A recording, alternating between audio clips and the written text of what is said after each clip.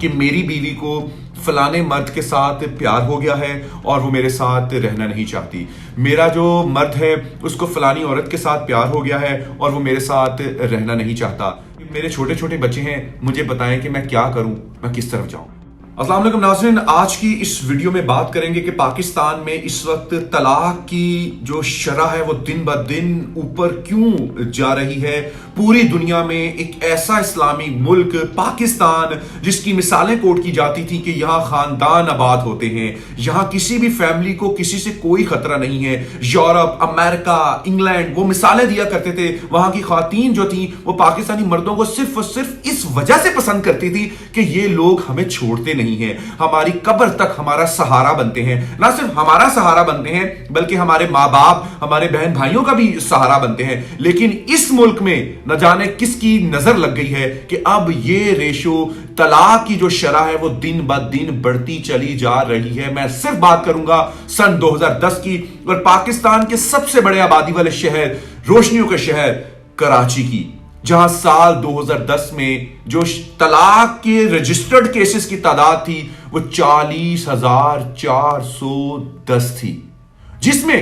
اسی سال جو کیس نپٹائے گئے وہ 13,433 تھے۔ 2010 سے لے کر اسی سال نہیں نپٹائے گئے، 5 سال کی ڈیوریشن تھی۔ 2010 سے لے کر 2015 تک جو کیسز نپٹائے گئے تھے ان کی تعداد تھی 13,433۔ آپ اندازہ کریں کتنا بڑا فگر ہے، 5 سالوں میں صرف 13,000 کیسز نپٹائے گئے۔ اب کراچی کے بعد لاہور کے بارے میں بھی آپ منتظر ہوں گے کہ یہاں کیا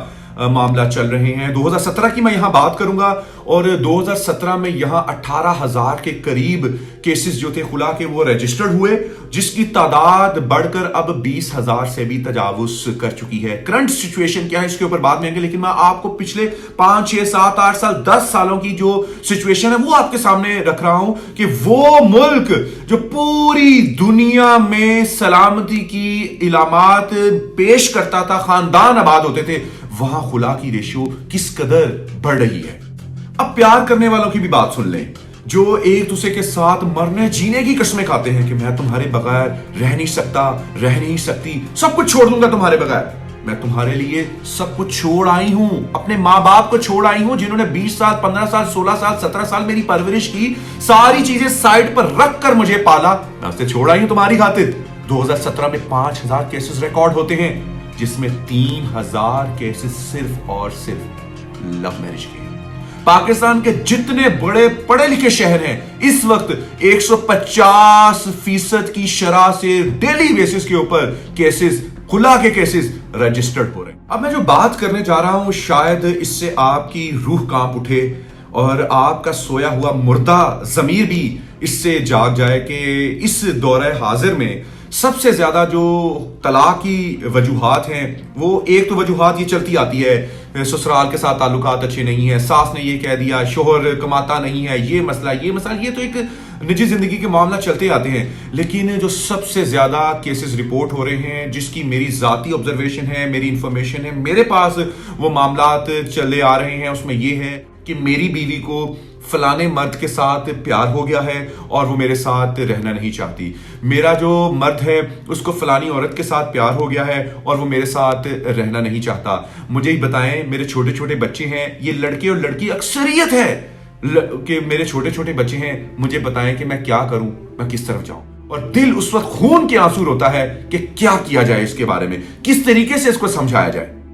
ایک اچھا گھر چلانے کے لیے ایک مرد کی اتنی ضرورت نہیں ہے جتنی ضرورت ایک بیوی یعنی کہ ایک عورت کی ہے۔ ایک اچھا گھرانہ ہمیشہ عورت کی وجہ سے ہی بنتا ہے۔ اللہ کے بزرگ فرماتے ہیں کہ اگر دین مرد میں آتا ہے تو وہ صرف گھر کی دہلیز تک آتا ہے، لیکن اگر دین عورت میں آتا ہے تو وہ 7 نسلوں تک جاتا ہے۔ قرآن مجید کے اوپر ہم عمل بالکل نہیں کرتے، صرف چومنے تک ہم نے اس کو محدود کر دیا ہے۔ گھر کی جو ہماری کھڑکی ہے یا ہماری جو چارپائی ہے یا بیڈ ہے اس کے اوپر ہم اس کو سجا دیتے ہیں اور اس کے اوپر نہ جانے من مٹی پڑی رہتی ہے اور کوئی اس سے استفادہ نہیں لیتے، کوئی مستفید نہیں ہوتے، اور جو اس کو زیادہ پڑھے گا، اس کے بارے میں زیادہ سنے گا تو اس کے اوپر مولوی کا ٹھپا لگا کر اس کو